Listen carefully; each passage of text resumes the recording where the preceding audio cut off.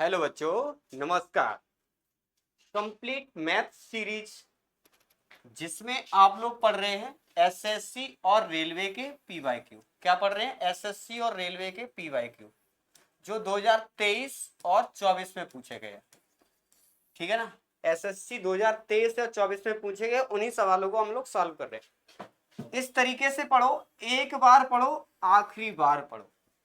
लिखा है ना, एक बार पढ़ो, आखिरी बार पढ़ो। इसका मतलब क्या है? इसका मतलब ये है जिस भी लेक्चर को हम लोग देखने वाले हैं, जिस भी कॉन्सेप्ट को यहाँ पर सीखने वाले हैं, आपको कहीं बार बार पढ़ने की जरूरत नहीं पड़ेगी। आज के बाद ये लास्ट, ये कॉन्सेप्ट आप देखेंगे, इसके बाद आपको कहीं कोई पढ़ने की जरूरत नहीं है। खत्म, समझ लो, सीख गए आप। कौन सा कॉन्सेप्ट है आज का आपका? क्रयमूल्य और विक्रयमूल्य ज्ञात करना। सही से पूरा लेक्चर देखेंगे, गारंटी आपको बहुत अच्छे से समझ में आएगा और बहुत अच्छे तरीके से आप सीख भी जाएंगे कॉन्सेप्ट को। ठीक है ना? क्रयमूल्य और विक्रयमूल्य ज्ञात करना है, इसको सीखेंगे। ठीक है ना? और जो भी लेटेस्ट क्वेश्चन है पीवाईक्यू उन्हीं को हमने यहाँ पर सॉल्व किया। ये भी नहीं अपने पास से कहीं से सॉल्व करने लग गए सरल सरल उठा के। ठीक है? एसएससी एमटीएस 2023 में पूछा गया पहला ही सवाल है। क्या है? एसएससी एमटीएस 2023 में पूछा गया। किस तरीके से इस सवाल को सॉल्व करते हैं ध्यान से देखेंगे। अनिल बीना को 20% के लाभ पर एक कार बेचता है। इससे करण को 25% के लाभ पर बेच देती है बीना। यदि करण इसके 2,25,000 रुपए का भुगतान करती है तो अनिल का कार का मूल्य बताना है। ठीक, अगर देखो अनिल ने बेची है तो उसका सीपी बताना है, उसका सीपी बताना है। 20% के लाभ पर बेची है तो 1/5 का मतलब होता है 5 से 1, 20% का मतलब 1/5। 5 रुपए की वस्तु का पर लाभ कमा रहा है एक का, तो फिर क्या हो जाएगा? 6/5 की बिकेगी। बात क्लियर है बेटा? ठीक है, आगे बेटा क्या करते हैं। अगर मैं 25% का लाभ कमाएंगे तो 4 रुपए की वस्तु पर 1 रुपए का लाभ होगा, तो फिर वो वस्तु कितने की बिकेगी? 5/4 की बिकेगी। बात सही है? ठीक, ये वस्तु कितने की थी? 2,25,000 की थी। कितने की? 2,25,000 की। 5 से 5 कट गया, 2 दूनी 4, 2 तिये 6, 3 से काटा 75 और 3 से काटा 75,000 और फिर 2 से गुणा करिए तो क्या आ गया? सीपी बराबर 75 दूनी 150 और 3 जीरो ऑलरेडी थे तो 1,50,000 जो ऑप्शन नंबर बी में क्या है? ऑप्शन बी में है। 1,50,000 आपका आंसर आ जाता है। बात क्लियर है? ठीक है, इस तरीके से हमने सॉल्व कर लिया। ठीक है, अगले सवाल को देखते हैं। अगला सवाल आपसे क्या बोला गया? अगला सवाल आपसे क्या बोला गया? आपसे बोला है प्रवीण जो है 10% की हानि पर एक स्टडी टेबल बेचता है, जो है उसी स्टडी टेबल को 25% के लाभ पर बेचती है। यदि आदर्श स्टडी के लिए 2,250 रुपए में खरीदा, प्रवीण के लिए स्टडी टेबल का मूल्य बताना है। ठीक है, सबसे पहले वाले के लिए मूल्य बताना है, प्रवीण के लिए तो उसका सीपी बताना है। इसने बेचा 10% की हानि पर तो 9/10 में बेच दिया। अब उसने जिसको बेचा था उसने बेच दिया 25% के लाभ पर, मतलब 5/4 का बेच दिया। सही है ना? 25% का मतलब होता है 1/4, 4 की वस्तु 5 में। ठीक, अब कह रहा है 2,250 रुपए क्या हुए उसने मिले उसके बदले। तो फिर यहां से भाग लगाओ, क्या हो जाएगा? 5 दूनी 10, 9 से काटोगे कितना लिखा है? 225, 225 जीरो 9 से काटो, 25 नंबर 225। ठीक, जीरो कितना हो गया? 25 अट्ठे 4 दूनी 8, सीपी बराबर हो गया 2,000। 25 अट्ठे 200 हो गया, एक जीरो पहले से है तो कितना हो जाएगा? 2,000, जो ऑप्शन नंबर सी में दे रखा है। क्या रखा है? ऑप्शन सी में दे रखा है 2,000 रुपए। बात क्लियर है? सेम टाइप के दोनों सवाल थे, बिल्कुल समझ में आए। इस तरीके से हम कर सकते हैं, जब एक से दो बार वस्तु, एक से अधिक बार वस्तु बेची जाती तो ऐसे सक्सेसिव हम मल्टीप्लाई कर लेते हैं। ठीक है ना? आगे देखते हैं अगला क्या है सवाल आपसे। अगला सवाल आपसे क्या पूछा गया है? अगला सवाल आपसे पूछा गया है एक सीलिंग फैन का अंकित मूल्य 4,200 रुपए है और दुकानदार इस पर 5% की छूट देता है। यदि उसका लाभ 14% है तो पंखे का क्रय मूल्य क्या है? देखो, जब भी इस टाइप के सवाल पूछे जाए तो इसके लिए एक बहुत ही बेस्ट कॉन्सेप्ट आपको पता होना चाहिए। एक बहुत ही बेस्ट कॉन्सेप्ट होता है सीपी से एमपी का रेशियो होता है। सीपी से एमपी का रेशियो होता है 100 minus discount upon 100 plus profit. क्या होता है? 100 प्लस प्रॉफिट। इससे ध्यान कैसे रखेंगे? यानी कि इसे ध्यान रखें विपरीत, यानी सीपी के सामने डिस्काउंट रखेंगे, एमपी के सामने प्रॉफिट रखेंगे। ठीक है, इतना भी आप ध्यान रखेंगे। अब अगर मैंने ये बात सीख ली है ना, तो फिर हमारे लिए ये सवाल तो बहुत ही सेकेंड्स का ही खेल रह जाता है। ये कॉन्सेप्ट अगर सीख लिया तो 100 माइनस डिस्काउंट का मतलब 95, 100 प्लस प्रॉफिट का मतलब 14, 114 हो गया आपका। सही है? 19 पंजे 95, 19 सिक्के 14, यानी कि सीपी से एमपी का जो रेशियो आया आपका 5 और 6 आया। इसमें से एक चीज आपको दे रखी होगी, एक चीज पूछी गई होगी। तो एक चीज दे रखी 4200 अंकित मूल्य दे रखा, 6 का मान दे रखा 4200। ठीक, 6 सत्ते 42, एक का मान 700 आ गया। आपको चाहिए 5 का मान, तो 700 का मल्टीप्लाई यानी कि 3500। कितना आ गया? 3500। जो आपका आंसर आ गया C option is the right answer. बिल्कुल क्लियर है, समझ में आ गया होगा। यानी कि अगर इस कॉन्सेप्ट को पता है तो इस टाइप के सवाल तो आपने सेकंड्स में ही सॉल्व करना सीख लिए, ठीक है ना। ऐसे हम उड़ा देंगे सवाल को, सवाल को तो हम खत्म ऐसे ही कर देंगे, ठीक है ना। इस सवाल को देखते हैं। एक दुकानदार एक वस्तु को 8% की हानि पर बेचता है, हालांकि यदि वह विक्रय मूल्य में 36 रुपए की वृद्धि करता है, क्या करता है? 36 रुपए की वृद्धि करता है, तो उसे 12% का लाभ होता है। वस्तु का क्रय मूल्य रुपए में ज्ञात कीजिए। वस्तु का क्रय मूल्य बताना है रुपए में, ठीक है ना। ध्यान से समझेंगे, सवाल को तो हम नेस्तनाबून कर दूंगा, ठीक है ना। देखो क्या होगा, 8% की हानि, 8% की हानि कर दी बेटा, फिर क्या बोला? 12% का लाभ, 12% का लाभ। अब कह रहा है इन दोनों का जो डिफरेंस है यानी 36 दे रखा है, ठीक, यानी 36 रुपए की वृद्धि कर रहा है, कहने का मतलब डिफरेंस ही तो है। 8 और 12 का अंतर आप जब देख रहे हैं तो 20% का आया। आप जानते हैं माइनस प्लस का होता है तो वहां जुड़ जाते हैं, ठीक है। 20% बराबर आपका दे रखा है 36, तो आपको चाहिए 100%। आपको चाहिए 100%। 100% अगर 5 गुना है तो इधर भी 5 गुना कर दो, 5 गुना है इधर, तो फिर 180 आंसर आ गया। 36 पंजे 180, जो ऑप्शन नंबर ए में दे रखा है, ठीक है ना। खत्म सवाल। यानी कि इस तरीके से मैं सवालों को खत्म कर देता हूं। बस क्या है, आपको तरीके पता होने चाहिए, कॉन्सेप्ट पता होने चाहिए। सवाल तो अपने आप खत्म है, सेकेंड्स में ही खत्म है, ठीक है ना। बहुत ज्यादा समय लगता नहीं है सवाल सॉल्व होने में, ठीक है। अगला सवाल देखते हैं। किसी व्यक्ति को दो बिचौलियों के माध्यम से जमीन का टुकड़ा बेचा गया, जिसमें प्रत्येक बिचौलियों को 25% का लाभ प्राप्त हुआ। यदि व्यक्ति को 6,25,000 रुपए में जमीन खरीदी, तो जमीन की मूल कीमत क्या है? जमीन की मूल कीमत बतानी है आपको, ठीक है ना। किसी व्यक्ति को दो बिचौलियों के माध्यम से जमीन का टुकड़ा बेचा गया, दो बिचौलियों द्वारा, देखो दो बिचौलिए बीच में आ गए, उसे तो बहुत महंगा पड़ा। 25-25% के दो बार प्रॉफिट हो गया, दो लोगों ने प्रॉफिट कमा लिया। ठीक, कैसे करते हैं देखो, अगर वस्तु का मूल्य मान लो सीपी रहा होगा, जो वो कितना रहा होगा वो निकालना हमें। 25% के दो बार प्रॉफिट कर, दो बार में बिका है, तो यानी कि 25% का मतलब 1/4 होता है। 4 की वस्तु 5/4 और एक बार और 5/4, दो बार में बिकी, तो तब उसे 6,25,000 रुपए दिए। कितने दिए? 6,25,000। 25 से भाग लगाओगे तो 25 बार जाएगा, 25,000 ही आ गया। 25 4 4 16 का उसमें गुणा कर रहे होंगे, तो जो मूल कीमत होगी आपकी वो कितनी बनेगी? 16 का गुणा 25 में किया 400, और आपके 3 जीरो ऑलरेडी हैं, तो आपके क्या बन जाएंगे? आपके 4 लाख रुपए। क्या बन जाएंगे? 4 लाख रुपए, ठीक है। 4 लाख रुपए बन जाएंगे। क्या बन जाएंगे? 4 लाख रुपए बन जाएंगे। बिल्कुल क्लियर है। ठीक, अगले सवाल की बढ़ते हैं। ठीक, अगला सवाल क्या है आप देखते हैं। अगला सवाल, बादाम के मूल्य में पहले 40% की वृद्धि और फिर दो बार क्रम से 25% और 20% की कमी हुई। क्या हुआ? 20% और 25% की कमी हुई।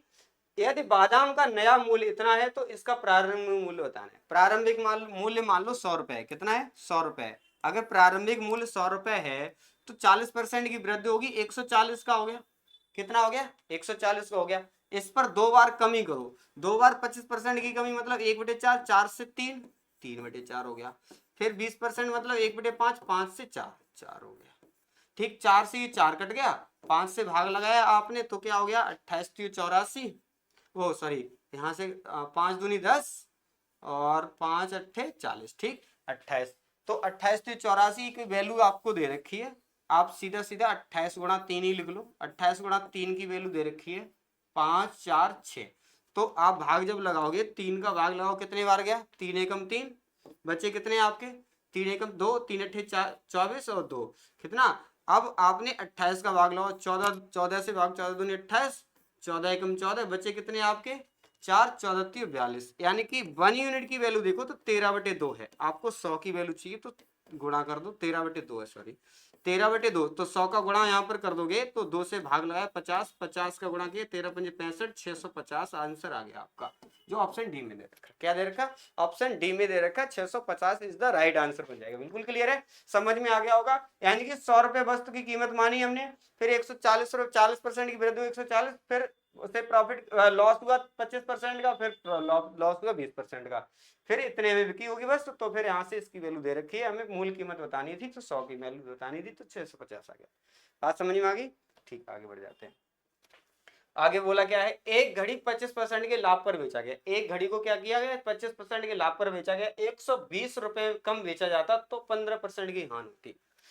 देखो ऐसे सवाल कैसे करते हैं, ऐसे सवाल तो बहुत ही आसान होते हैं, बहुत ही आसान होते हैं। 15% की हानि, यहाँ कम ज्यादा वाले, जब भी कम ज्यादा अधिक हो कम हो तो ऐसे सवाल क्या करते हैं, यहाँ से अगर मैं डिफरेंस देखो तो 40% का है, दोनों प्लस माइनस का 40%, 120 दे रखा है, हमें चाहिए 100%। 4×12, एक की वैल्यू 3 है तो 100% की वैल्यू कितनी आ गई, 100% की वैल्यू 300 आ गई।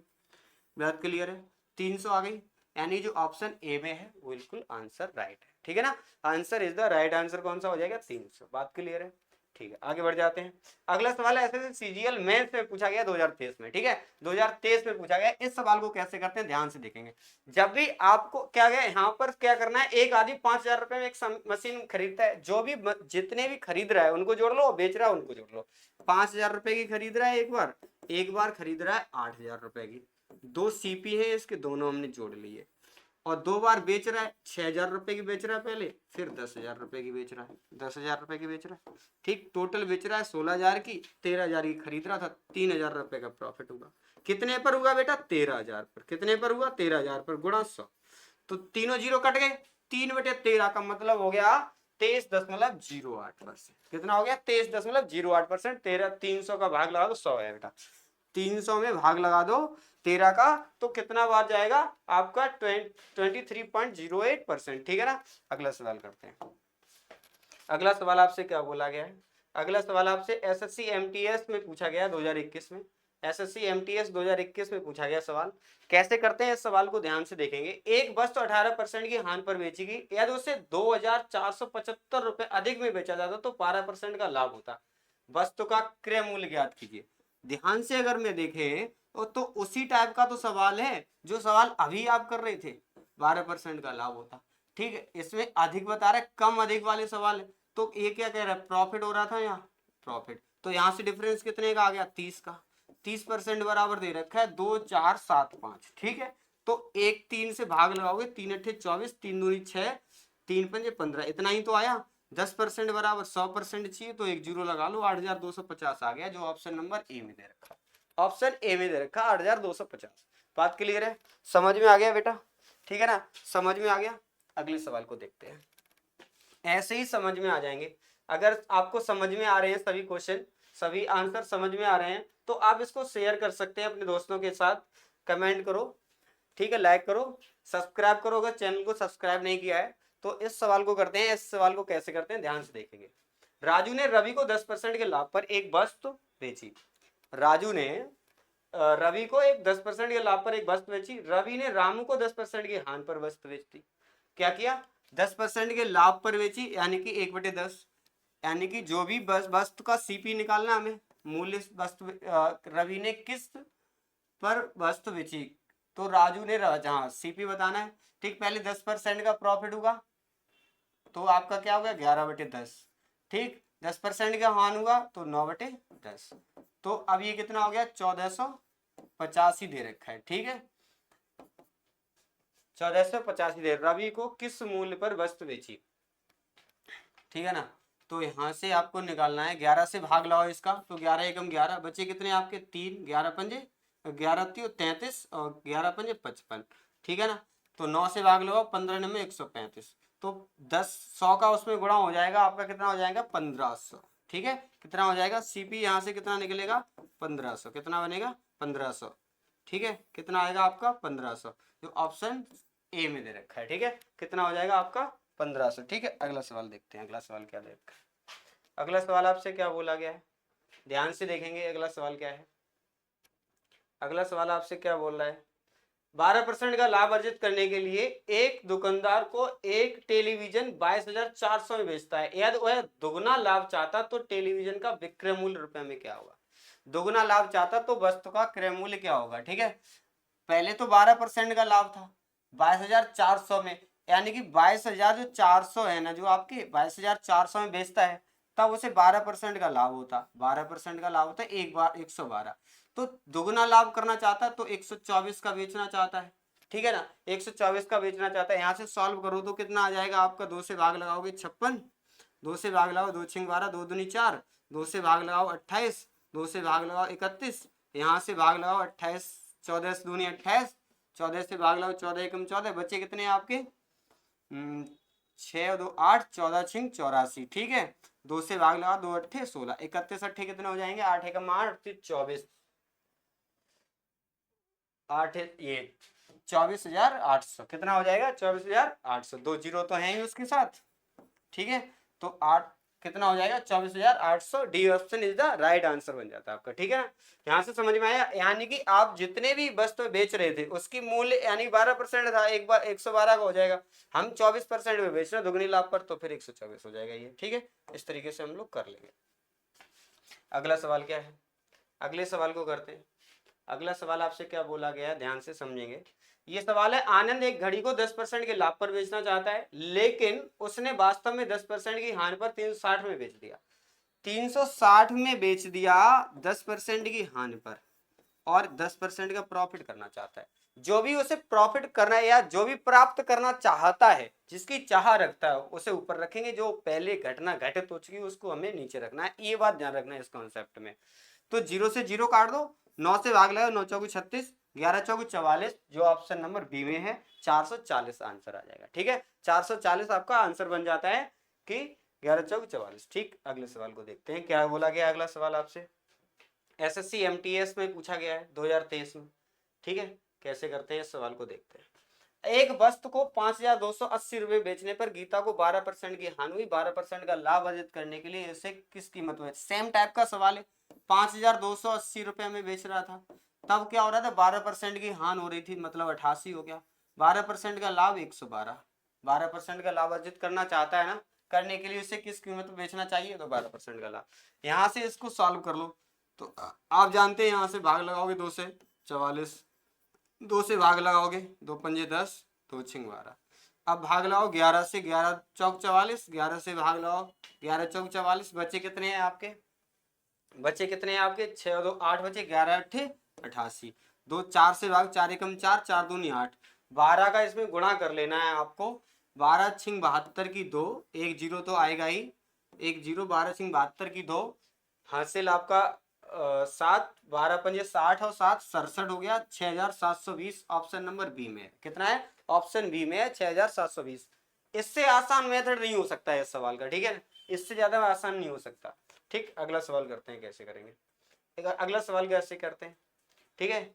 जो आपके बेस्ट सॉल्यूशन हो सकते हैं सवाल के, मैं उन सॉल्यूशन को करवा रहा हूँ, ठीक है, इससे ज्यादा बेस्ट नहीं हो सकता कहीं पर।